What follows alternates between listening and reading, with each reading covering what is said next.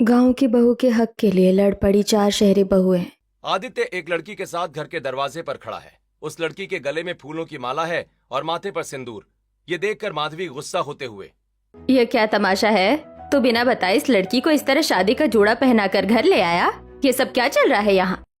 माँ ये मधु है, आपकी बड़ी बहू। दरअसल आपको तो पता ही है ना कि मैं कुछ सरकारी काम के सिलसिले में अक्सर गांव जाया करता था। वहाँ मुझे मधु बहुत पसंद आ गई थी माँ। पसंद आ गई थी तो सीधा ब्याह कर लाया? मुझसे एक बार पूछना भी जरूरी नहीं समझा? तुझे अच्छी तरह मालूम था कि मुझे शहर की पढ़ी लिखी लड़की चाहिए थी। मैं जानता था माँ कि आपको शहर की लड़की ही पसंद है और मधु बिल्कुल सीधे साधे गांव की रहने वाली है। मुझे डर था कि आप इस रिश्ते के लिए मना कर देंगी, इसलिए मैंने ये कदम उठाया। लेकिन मुझे पूरा विश्वास था कि जब मैं शादी करके इसे ले आऊंगा तो आप इसे गले जरूर लगा लेंगी माँ। तूने मेरे अरमानों का खून किया है। मैं इस गवार लड़की को कभी इस घर की बहू स्वीकार नहीं कर सकती। माधवी गुस्से में अपने कमरे की तरफ चली जाती है। तब मान्यता अपने भाई से, भैया ये आपने बिल्कुल भी अच्छा नहीं किया। मान्यता भी अपना मुंह घुमाकर अपनी माँ के कमरे की तरफ चली जाती है। तब महेश, बेटा अब चलो, जो हो गया सो हो गया। अब इस तरह दरवाजे पर खड़े रहना ठीक थोड़े ना है। बहू को अंदर लेकर जाओ, जाओ।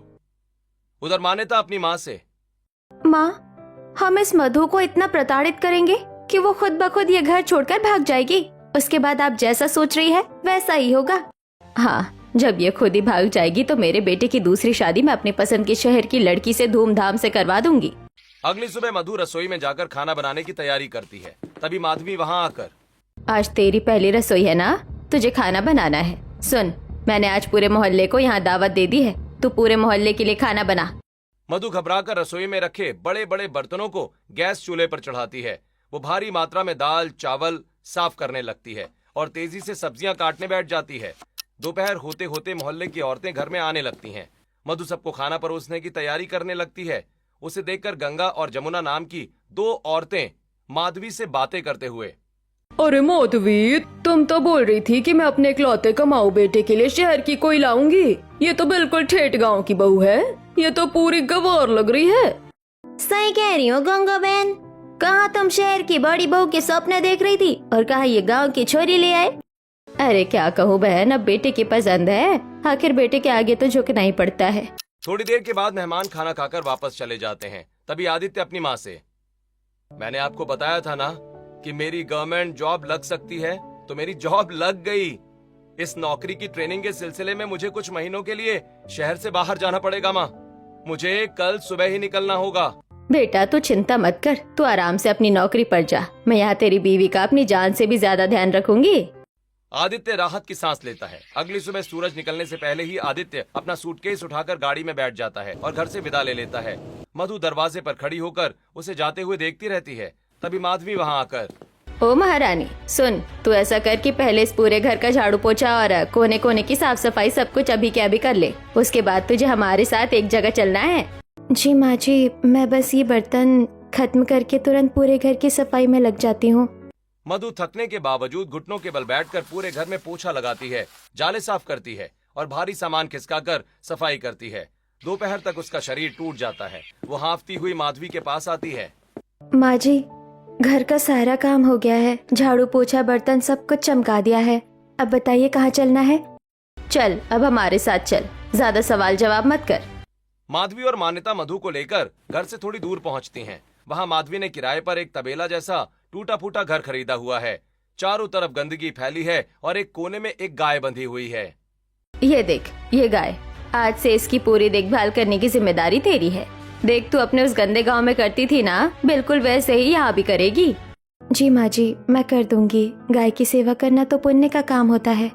माधवी और मान्यता वहां से चली जाती हैं। मधु तबेले की सफाई में जुट जाती है। वो अपने हाथों से गाय का गोबर उठाकर दूर फेंकती है, चारों तरफ झाड़ू लगाती है। फिर वो भारी बाल्टी से पानी लाकर गाय को नहलाती है, उसे सूखा चारा और दाना पानी देती है।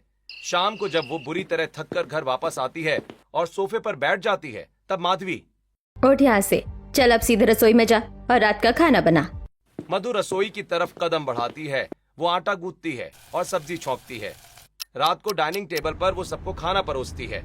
सभी के खाना खाने के बाद वो अपने कमरे में जाती है। तभी आदित्य का कॉल आ जाता है। मधु कॉल उठाकर बातें करते हुए, हेलो मधु, कैसी हो तुम? मेरी बहुत याद आ रही है ना? वहाँ सब ठीक तो है ना? माँ तुम्हारा ख्याल रख रही है कि नहीं? हाँ, मैं ठीक हूँ। मधु, तुम्हारी आवाज तो ठीक नहीं लग रही। कोई दिक्कत है क्या वहाँ? दरअसल मैं इससे पहले कि मधु अपनी पूरी बात कर पाती, माधवी और मान्यता झटके से उसके सामने आकर खड़ी हो जाती हैं। माधवी उसके हाथ से फोन छीनकर काट देती है और उसे दीवार की तरफ धकेलते हुए, अच्छा, तो तू मेरे बेटे को बताना चाहती थी क्या कि हम तेरे साथ क्या करना चाहते हैं? तू बता दे उसे, लेकिन एक बात कान खोल कर याद रखना, अगर तूने मेरे बेटे को एक शब्द भी बोला तो मैं उसकी दूसरी शादी किसी अमीर लड़की से करवा दूंगी और तुझे इस घर से धक्के मार कर निकाल दूंगी। नहीं नहीं माँ जी, प्लीज आप ऐसा अनर्थ मत करना, मैं आपके पैर पड़ती हूँ, मैं इनको कभी कुछ नहीं बताऊंगी, मुझे मेरे सुहाग से अलग मत कीजिए। मधु डर के मारे चुप हो जाती है। इसी तरह तड़पते और सिसकते हुए उसके कई दिन बीत जाते हैं। एक दिन मधु तबेले की सफाई कर रही थी कि तभी माधवी और मान्यता वहां आकर, कितनी देर हो गई है तुझे यहाँ आए हुए? दोपहर होने को आई है और तूने अभी तक यहाँ की सफाई खत्म नहीं की? माँ जी, मैं सुबह 5 बजे से उठकर काम ही तो कर रही हूँ। पहले घर का सारा काम निपटाया, फिर यहाँ आई। आखिर मैं अकेली जान क्या क्या करूँ? मुझसे मुँह चलाती है, अपनी सास को पलटकर जवाब देती है। तेरी इतनी हिम्मत कैसे हो गई? माधवी का पारा चढ़ जाता है। वो पास ही जमीन पर पड़ी गाय को बांधने वाली मोटी जूट की रस्सी उठाती है और बिना सोचे समझे मधु की पीठ पर 2-3 बार दे मारती है। मधु दर्द से चीख उठती है। आह माँ जी, मुझे मत मारिए, मुझसे गलती हो गई माँ जी, मुझे माफ कर दीजिए। तेरी अकड़ तो मैं आज ही ठिकाने लगाऊंगी। मान्यता पकड़ इसे, आज इसे यही सबक सिखाते हैं। माधवी और मान्यता मिलकर मधु को घसीटती हैं और गाय के खूंटे के पास ले जाकर मोटी रस्सी से उसके हाथ पैर बांध देती हैं। मधु लाचार होकर जमीन पर बैठ जाती है और रोने लगती है। अब बैठी रही 3-4 घंटे, जब धूप सीधे सिर पर पड़ेगी तब समझ आएगा कि इस घर की मालकिन से कैसे बात की जाती है। चल मान्यता, इसे यहीं सड़ने दे। दोनों माँ बेटी तबेले का दरवाजा बाहर से बंद करके चली जाती हैं। मधु तपती हुई दोपहर में भूखी प्यासी रोती रहती है। उधर रात के समय माधवी के फोन पर आदित्य का कॉल आता है। कॉल उठाकर माधवी, हाँ बेटा बोल, कैसा है तू? तेरी नौकरी कैसी चल रही है? माँ मैं ठीक हूँ, लेकिन मैं मधु को कब से फोन लगा रहा हूँ, उसका फोन बंद आ रहा है। माँ जरा मेरी बात उससे करवा दो ना, मुझे बहुत चिंता हो रही है। अरे बेटा, वो तो रसोई में काम कर रही है, उसका ध्यान कहाँ रहता है फोन पर। तू फिक्र मत कर, थोड़ी देर बाद लगा, मैं तेरी बात करवा दूंगी। फोन काटते ही माधवी के चेहरे का रंग बदल जाता है। वो तेजी से तबेले की तरफ भागती है और रस्सी खोलकर मधु से, चल चुपचाप उठ और घर चल, तेरे पति का फोन आने वाला है, याद रखना, अगर उसे कुछ भी बताया तो अंजाम बहुत बुरा होगा। माधवी मधु को लेकर घर आती है। फिर मधु आदित्य से बात करती है। अगले दिन सुबह मधु घर के आंगन में झाड़ू लगा रही होती है कि तभी पड़ोस की कुछ औरतें वहां आकर मधु से बात करते हुए, कैसी हो मधु? कभी घर से बाहर निकलकर पड़ोसियों से भी बात कर लिया करो। और नहीं तो क्या, जब से आई हो पूरा दिन घर में ही लगी रहती हो। हाँ हाँ बहन, जरूर, बस काम खत्म कर लूं फिर बातें करेंगे। पड़ोसिनें बात करके वहां से चली जाती हैं। तभी माधवी मधु को पड़ोसियों से बात करता देख बाहर आकर, पड़ोसियों से मेरी चुगली कर रही थी? जब तक तेरा दिमाग ठिकाने नहीं आता तू यही बंद रहेगी। माधवी अंदर ले जाकर उसे कमरे के अंदर धक्का देती है और बाहर से दरवाजा बंद कर देती है। मधु दरवाजे को पीटती रह जाती है। शाम को जब परिवार के बाकी चारों बेटे काम से घर लौटते हैं तो डाइनिंग टेबल पर खाना खाते हुए, माँ सब लोग खाना खाने बैठ गए लेकिन बड़ी भाभी कहीं दिखाई नहीं दे रही। अरे वो अपने कमरे में आराम कर रही है, तुम लोग अपना खाना खाओ।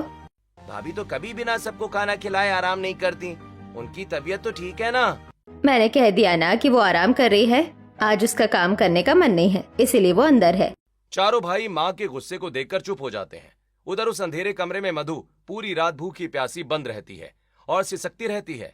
अगले दिन कमरे का दरवाजा खोलकर माधवी, अब आ गई होगी तेरी अकल ठिकाने, जल्दी जल्दी घर का काम खत्म कर और सुन, शाम को अच्छी तरह तैयार हो जाना, पार्टी में जाना है। मधु भारी मन से बाहर आती है और घर के कामों में लग जाती है। शाम को सभी लोग तैयार होकर पार्टी में जाते हैं। तभी गंगा और जमुना उसके पास आकर, अरे माधवी, तुम्हारी बड़ी बहू है ना? जब ये शादी करके आई थी तब तो कितनी सुंदर और गोरी चिट्टी दिखती थी, आजकल इसका रंग कैसे जल गया है? अरे चाची जी कुछ नहीं, वो दरअसल मैं दिन भर काम करने की वजह से। मधु अपनी बात पूरी भी नहीं कर पाती कि माधवी चुपके से उसके पीछे मधु का हाथ पकड़कर उसे बहुत जोर से मरोड़ देती है। मधु दर्द से छटपटा उठती है। गंगा और जमुना बातें करके चली जाती हैं। उनके जाते ही माधवी मधु को एक कोने में ले जाती है और उसका हाथ और ज्यादा जोर से मरोड़ देती है। माँ जी छोड़ो, बहुत दर्द हो रहा है, मेरी हड्डी टूट जाएगी माँ जी। आज के बाद अगर किसी के भी सामने इस घर के काम की बात की ना तो मुझसे बुरा कोई नहीं होगा। उसके बाद माधवी मधु का हाथ छोड़ती है। थोड़ी देर के बाद सभी लोग साथ में खाना खाते हैं और घर वापस आ जाते हैं। कुछ दिनों के बाद माधवी के चारों बेटों की शादी शहर की 4 लड़कियों से तय हो जाती है। चारों नई बहुएं लाल जोड़ों में घूंघट उठाए अंदर आती हैं। आदित्य भी शादी में शामिल होने के लिए आया हुआ है। चारों बहनें एक दूसरे से बातें करते हुए। तुमने ध्यान दिया, पूरी शादी के दौरान हमने सिर्फ बड़ी भाभी को ही दिन रात काम करते देखा है। सासू माँ ने तो हमें इनसे ठीक से मिलवाया भी नहीं। तभी अमर दुल्हनों से, ये हमारी बड़ी भाभी है मधु भाभी, इन्होंने अपने सीधेपन से हमारे इस घर को संभाला है। भाभी सबका बहुत ख्याल रखती हैं। सुबह से लेकर रात तक घर का कोई ऐसा काम नहीं जो भाभी मुस्कुरा कर ना करती हो। हमारी भाभी तो सच में लाखों में एक हैं। हाँ, इनके जैसा दिल इस दुनिया में किसी का नहीं हो सकता। अरे छोटे, लाखों में नहीं बल्कि करोड़ों में एक है। आदित्य की ये बात सुनते ही पूरा हॉल ठहाकों से गूंज उठता है, लेकिन माधवी और मान्यता का मुंह बन जाता है। इसके बाद सभी जोड़े अपने अपने कमरों की तरफ चले जाते हैं। मधु अपने कमरे में आदित्य से, मुझे आपके बिना इस घर में बिल्कुल अच्छा नहीं लगता। जब आप दूर चले जाते हैं तो ये घर बहुत सूना सूना लगता है। मैं समझ सकता हूँ मधु, मुझे भी तुम्हारी बहुत याद आती है। तुम फिक्र मत करो, बस कुछ ही दिनों की बात है। मैं शहर से अपना ट्रांसफर लेकर यहीं आ जाऊंगा, फिर हम हमेशा साथ रहेंगे। अगली सुबह आदित्य वापस अपने काम पर लौट जाता है। मधु उसे रोते हुए विदा करती है। जैसे ही गाड़ी ओझल होती है, माधवी पीछे से आकर मधु से, ओ महारानी, कर लिया अपने पति को टाटा बाय बाय, मिल लेना अपने पिया से। अब अपनी ये नौटंकी बंद कर, जाकर रसोई में सबके लिए खाना बना। आज नई बहुओं का पहला दिन है। मधु भारी कदमों से रसोई की तरफ जाती है और खाना बनाने की तैयारी करने लगती है। तभी चारों नई बहुएं वहां आ जाती हैं। प्रणाम जेठानी जी, आज हमारी पहली रसोई है, इसलिए हम चारों ने सोचा कि आज का खाना हम सब मिलकर बना लेती हैं। तभी माधवी वहां पर आकर, तुम लोगों को खाना बनाने की कोई जरूरत नहीं है, खाना तो तुम्हारी जेठानी बना रही है। तुम लोग बस नाम के लिए इसमें चम्मच चला देना। चारों देवरानियां हैरान होकर एक दूसरे का मुंह देखने लगती हैं। माधवी वहां से चली जाती है। तब छाया, जेठानी जी लाइए, ये बर्तन हमें दीजिए, खाना हम सब मिलकर बना लेंगे। आप सुबह से काम कर रही हैं, थक गई होंगी। नहीं नहीं, माँ जी ने साफ कहा है कि खाना मैं ही बनाऊंगी, तुम लोग बस बाहर जाकर बैठो। अरे आप क्यों बनाएंगी अकेले? हमारी पहली रसोई है ना, तो नियम के मुताबिक हम सब मिलकर बनाएंगी। आप बस हमें बताती चाहिए कि क्या करना है। चारों देवरानियां मिलकर मधु को जबरदस्ती एक स्टूल पर बिठा देती हैं और खुद खाना बनाने में जुट जाती हैं। मधु शांत बैठी उन्हें देखती रहती है। थोड़ी देर के बाद माधवी वहां आकर गुस्सा करते हुए, ये क्या तमाशा लगा रखा है तुम लोगों ने? मधु, तू यहाँ चुपचाप आराम से बैठी है और मेरी लाडली शहर की बहू यहाँ चूल्हा फूक रही है। जल्दी उठ यहाँ से और काम कर। नहीं नहीं माँ जी, जेठानी जी की कोई गलती नहीं है, हम सब अपनी मर्जी से काम कर रहे हैं, हम खाना बना लेंगे ना। ठीक है, तो तू छत पर जा और सफाई कर। माँ जी, अभी तो दोपहर के 12 बज रहे हैं, बाहर बहुत तेज धूप है, इस धूप में छत पर पैर रखना भी मुश्किल होगा। कुछ नहीं होता, धूप रहे या कुछ, तो जा और जाकर अपना काम कर। मुझे एक भी कोना गंदा नहीं मिलना चाहिए। माधवी वहां से चली जाती है। मधु रोती हुई छत की तरफ जाने लगती है। चारों देवरानियां रसोई में खड़ी होकर एक दूसरे की तरफ देखते हुए, बहनों, पता नहीं क्या बात है, सासू माँ को हमारी इस भोली जेठानी जी से इतनी नफरत क्यों है? ये तो सरासर नाइंसाफी है। दोपहर की कड़कती धूप में मधु छत पर झाड़ू लगा रही है। पड़ोसन कौशल्या और बिंदिया अपनी छत से उसे देखकर बातें करते हुए, देखो बहन, माधवी अपनी इस बड़ी बहू को कितना परेशान करती है। इतनी कड़कती धूप में बेचारी को छत पर झाड़ू लगाने भेज दिया। हाँ बहन, ऐसा जुल्म तो दुश्मन भी ना करे। उसकी बहू बेचारी सीधे साधे गांव की है ना, इसलिए उसे इतना परेशान करती है। तभी चारों देवरानियां छत पर मधु को देखने के लिए आती हैं और पड़ोसन की बात सुनकर मधु से, जेठानी जी, चलो ये झाड़ू अभी छोड़ो और नीचे चलो मेरे साथ। नहीं नहीं छोटी, अगर माँ जी को पता चला कि मैंने काम बीच में छोड़ दिया तो वो बहुत गुस्सा करेंगी। माँ जी से हम बात कर लेंगे, आप तो चलिए यहाँ से। चारों देवरानियां मधु को लेकर नीचे आती हैं, जिन्हें देखकर माधवी बहुत गुस्सा हो जाती है। माया कुर्सी खींचकर मधु को डाइनिंग टेबल पर बिठाती है, जिसे देखकर माधवी, रुक, तो यहाँ क्यों बैठ रही है खाना खाने? तेरी इतनी हिम्मत कैसे हुई कि तू हमारे साथ इस टेबल पर बैठे? अरे भाग्यवान, ये तुम क्या कह रही हो?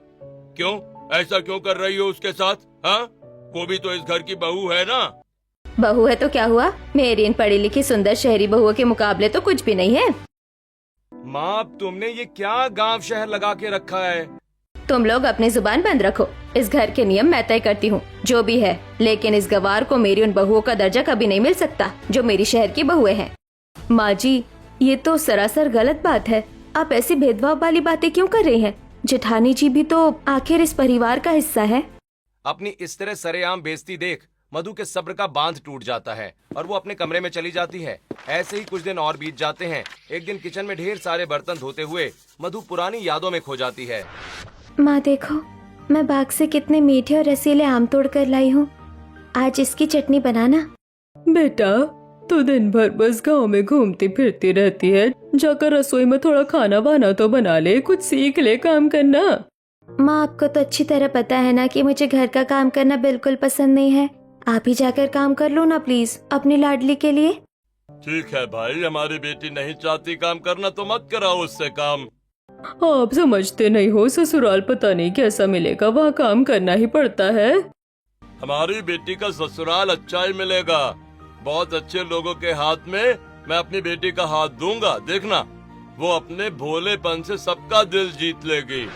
अचानक मधु माधवी की आवाज पर अपनी यादों से बाहर आती है। तू क्या यहाँ रोने का नाटक कर रही है? जल्दी बर्तन धो और तबेले में जा। ठीक है माँ जी, मैं जा रही हूँ। मधु बर्तन धोकर तबेले में जाने के लिए निकल पड़ती है। चारों देवरानियां बैल्कनी में खड़ी होकर उसे देख रही होती हैं। जेठानी जी कहाँ जा रही हैं? पता नहीं, एक तो बेचारी दिन भर इतना काम करती रहती है, सासू माँ के ताने सुनती है, अब इस वक्त कहाँ जा रही है। चलो हम सब चुपचाप उनके पीछे चलकर देखते हैं। चारों देवरानियां दबे पांव मधु के पीछे पीछे चल पड़ती हैं। वो सभी तबेले के पास पहुंचकर एक दीवार के पीछे छिप जाती हैं। वो देखती हैं कि मधु गाय का दूध निकाल रही है। फिर वो भारी टोकरे में गोबर उठाकर फेंकती है, तबेले की साफ सफाई करती है और गायों को चारा खिलाती है। ये तो हद हो गई। सासू माँ हमारी जेठानी से तबेले में नौकरों की तरह काम करवाती है। हमें अभी जाकर सासू माँ से बात करनी होगी। चारों देवरानियां मधु के पास आती हैं और जेठानी जी, आप क्यों इतना सब कुछ बर्दाश्त कर रही हैं? सासू माँ आप पर इतना अत्याचार करती हैं। आप अपने पति को फोन करके ये सब बताती क्यों नहीं हो? जेठानी जी, आज आपको सब सच बताना ही होगा कि आखिर आप इतनी चुप क्यों रहती हैं। देवरानियों की हमदर्दी देखकर मधु भावुक हो जाती है और उन्हें अपने बारे में बताते हुए शादी की पहली रात मधु अपनी सास का गुस्सा देखकर अपने पति से बातें करते हुए, सुनिए, माँ जी इतने गुस्से में क्यों है? उन्होंने मुझे बहू के रूप में माफ नहीं किया। आखिर मैं भी तो इस घर की बहू हूँ ना, भले ही गांव की हूँ। मधु, दरअसल मैं अपनी माँ का सगा बेटा नहीं हूँ, मैं इनका सौतेला बेटा हूँ। मेरी सगी माँ तो बचपन में ही मर गई थी, लेकिन जब से ये माँ इस घर में आई है इन्होंने मुझे बहुत प्यार से पाला। इसलिए मैं तुमसे रिक्वेस्ट करता हूँ कि प्लीज तुम मेरी माँ का दिल जीत लेना, भले ही वो गुस्सा करें। आप चिंता मत कीजिए, मैं आपको और माँ को शिकायत का मौका कभी नहीं दूंगी। और मैं ये नहीं चाहती कि मेरे पति को कोई दुख हो। और मैं ये भी जानती हूँ कि यदि मैंने उन्हें ये सब कुछ बताया भी तो वो मेरी बात का यकीन नहीं करेंगे और फिर माँ जी मुझे इस घर से निकालकर उनकी दूसरी शादी करवा देंगे, जैसे कि उन्होंने मुझसे कहा है। ठीक है जेठानी जी, आपने जो कहा हम समझ गए। आप कुछ नहीं कर सकती ना, लेकिन हम तो कर सकते हैं। हम इस अन्याय को नहीं सहेंगे। रात का समय है। मधु ने रसोई में बड़ी मेहनत से खाना बनाया है और डाइनिंग टेबल पर लगाया है। माधवी पहली बाइट मुंह में लेती है और तुरंत थाली को जमीन पर फेंकते हुए, अरे इसमें तो नमक इतना ज्यादा है कि मेरा दम घुट जाए। माया तुरंत आगे बढ़ती है और कढ़ाई में बची सब्जी को चखते हुए, माँ जी आप झूठ बोल रही हैं, नमक तो बिल्कुल ठीक है।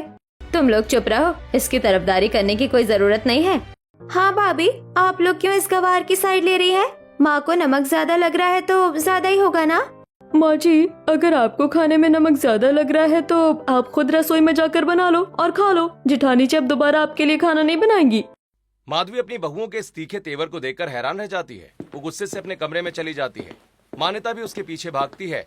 माधवी और मान्यता आपस में बातें करते हुए, हम सोच रहे थे कि हम इस पर जुल्म करेंगे, इसे टॉर्चर करके यहाँ से भगा देंगे, लेकिन ये गवार तो यहाँ से भाग ही नहीं रही है और अब तो ये चारों नई बहुएं भी इसकी साइड लेने लगी है। माँ, ये बहुएं चाहे जितनी भी उसकी साइड ले ले, लेकिन हम उसे भगा के रहेंगे। ऐसे ही कुछ दिन और बीत जाते हैं। एक दिन माधवी अपने 5 बहुओं को शॉपिंग मॉल ले जाकर, बहुओं, तुम लोगों को जो भी साड़ी, ड्रेसेस, ज्वेलरी, मेकअप का सामान चाहिए सब खरीद लो। चारों देवरानियां अपने लिए सुंदर ड्रेसेस, मेकअप किट, परफ्यूम और ज्वेलरी पसंद करती हैं। तभी माया मधु से, जेठानी जी, आप अपने लिए कुछ नहीं ले रही हैं? ये सुंदर लाल साड़ी आपके ऊपर बहुत खिलेगी। इसे किसी चीज की जरूरत नहीं है। और सुन मधु, तेरे लिए मैं एक भी पैसा खर्च नहीं करने वाली। चारों देवरानियों को मधु की ये बात बुरी लगती है। शॉपिंग करके सभी घर आ जाती हैं। घर वापस आकर चारों देवरानियां अपना अपना शॉपिंग बैग खोलते हुए, जेठानी जी, आपने सच में मॉल में अपने लिए कुछ नहीं लिया? ये देखिए, ये महंगी साड़ी मेरी तरफ से आपके लिए, और ये ज्वेलरी सेट मेरी तरफ से आपके लिए जेठानी जी। और ये सुंदर सैंडल और मेकअप का सामान हमारी तरफ से। हम चारों अपना सारा सामान आपको देती हैं। मधु ये देखकर बहुत खुश हो जाती है और उसकी आंखों में आंसू आ जाते हैं। पास ही बैठी माधवी का मुंह पूरी तरह से बन जाता है। अगले दिन दोपहर में मधु तबेले की तरफ जाने लगती है। तभी चारों देवरानियां उसके सामने आकर खड़ी हो जाती हैं। जेठानी जी, अब आपको तबेले में जाकर गाय का गोबर उठाने या चारा डालने की कोई जरूरत नहीं है। हमने 2 काम वालियाँ रख ली है। तभी पीछे से माधवी वहां आकर गुस्से में, क्या काम वाली? तुम लोगों ने काम वाली रख ली? हाँ माँ जी, काम वाली सारा काम कर लेगी। अगर आपको यकीन नहीं आता तो चलो तबेले में चलकर खुद देख लो। सब लोग तबेले में पहुंचते हैं। वहां सचमुच 2 काम वालियां गोबर साफ कर रही हैं और गाय का दूध निकाल रही हैं। देख लिया माँ जी, अब आपको सारा काम बिल्कुल चकाचक किया हुआ मिलेगा। माधवी गुस्से में पैर पटकती हुई वहां से वापस घर की तरफ आ जाती है। मधु भावुक होकर अपनी चारों देवरानियों को गले लगा लेती है। ऐसे ही एक दिन शाम के समय चारों देवरानियां मधु के कमरे में आकर, क्या हुआ जेठानी जी, आज चेहरा बड़ा खिल रहा है आपका? वो आ रहे हैं आज रात। कह रहे थे कि उनके एक दोस्त की शादी की पार्टी में चलना है। अरे वाह, ये तो बहुत खुशी की बात है। चलिए हम आपको तैयार कर देते हैं ताकि जब बड़े भैया आए तो आप उनके साथ पार्टी में चल जाएं। चारों देवरानियां मिलकर मधु को अपने कमरे में ले जाती हैं और उसे बहुत सुंदर तरीके से तैयार करती हैं। कोई उसे अपनी सुंदर सिल्क की साड़ी पहनाती है तो कोई अपनी ज्वेलरी का सेट देती है और कोई उसका खूबसूरत हेयर स्टाइल और मेकअप करती है। मधु किसी राजकुमारी जैसी सुंदर लगने लगती है। तभी आदित्य बाहर आकर अपनी माँ से, प्रणाम माँ, मैं आ गया।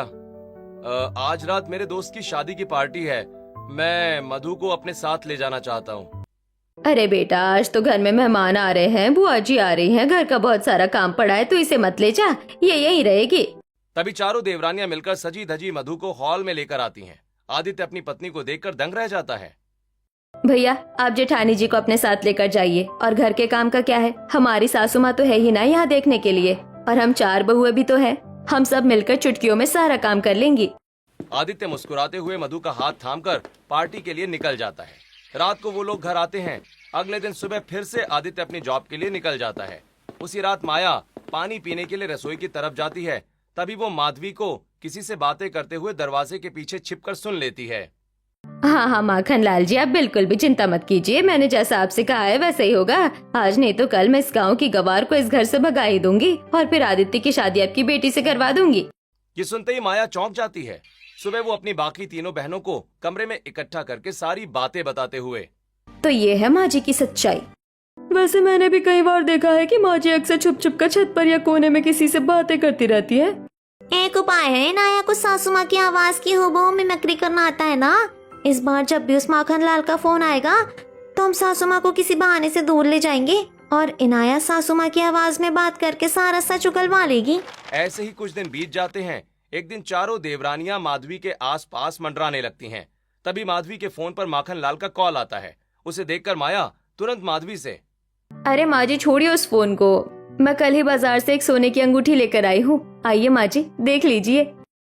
माया माधवी का हाथ पकड़कर उसे जबरदस्ती दूसरे कमरे की तरफ खींच ले जाती है। उसके जाते ही इनाया लपक कर फोन उठाती है और अपनी आवाज बदलकर बिल्कुल माधवी जैसी भारी आवाज में बातें करने लगती है। हेलो, कौन बोल रहा है? अरे माधवी जी, इतनी जल्दी भूल गई मुझे? हाँ हाँ माखन लाल, बताओ ना क्या बात है। तुमने हमेशा से मुझे अपनी बेटी के लिए यकीन दिला के रखा है कि तुम अपने बड़े बेटे की शादी मेरी बेटी से करवाओगी। तुम कब अपनी उस बहू को घर से भगाओगी और मेरी बेटी से उसकी शादी करवाओगी? हाँ हाँ माखन लाल, मुझे अच्छी तरह याद है। वैसे और क्या कहते हुआ था हमारे बीच, जरा मुझे फिर से याद दिलाओ तो। यही कि मेरी बेटी को ऑटिज्म है, तो वो थोड़ी पागल सी है। तुम उसे अपनी बहू बनाओगी और इसके बदले में मैं अपनी करोड़ों की जायदाद तुम्हारे नाम कर दूंगा। ठीक है, ये सब बहुत जल्द होगा। तुम बस तैयारी रखो। अच्छा, मैं फोन रखती हूँ। इनाया फोन काट देती है। उधर दूसरे कमरे में माधवी।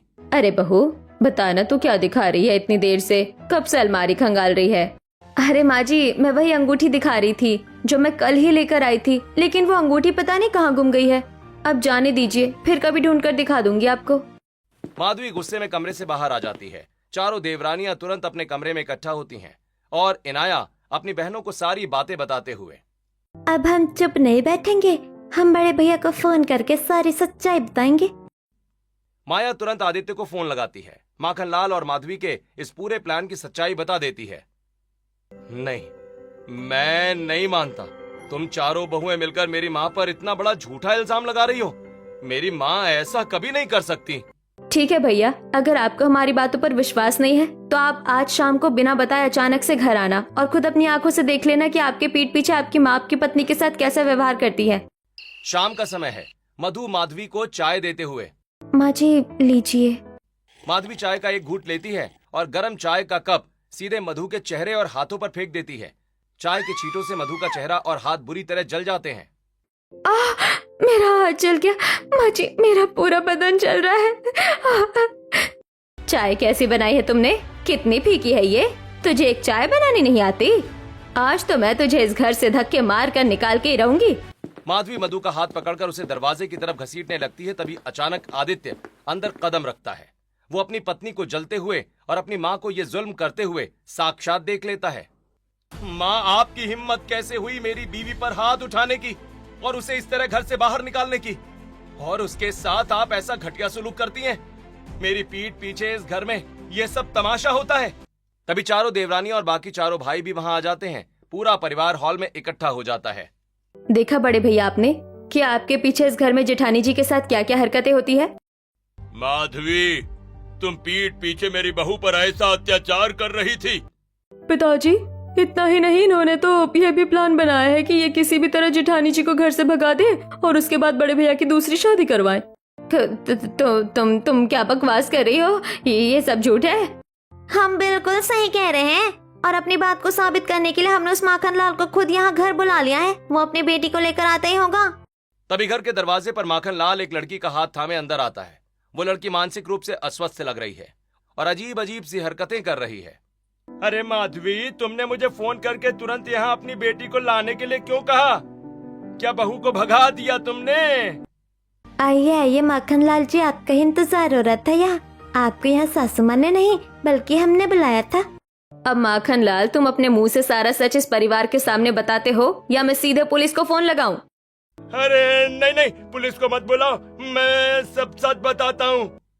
माखनलाल सारा सच बता देता है। ये सुनते ही आदित्य गुस्से से अंधा हो जाता है। वो आगे बढ़ता है और माखनलाल का कॉलर पकड़ लेता है। तभी महेश। बेटा, छोड़ दे उसे। उसकी क्या गलती है? वो तो बाहर के लोग हैं। हमको तो हमारे घर के लोगों ने ही पीठ में छुरा घोंपा है ना। माखनलाल घबराकर अपनी बेटी का हाथ पकड़ता है और तेज कदमों से घर से भाग जाता है। तभी महेश। माधवी, तुमने आज मेरा सिर पूरी दुनिया के सामने शर्म से नीचे कर दिया। तुम इतनी लालची और इतनी बुरी निकलोगी, मैंने अपनी पूरी जिंदगी में कभी नहीं सोचा था।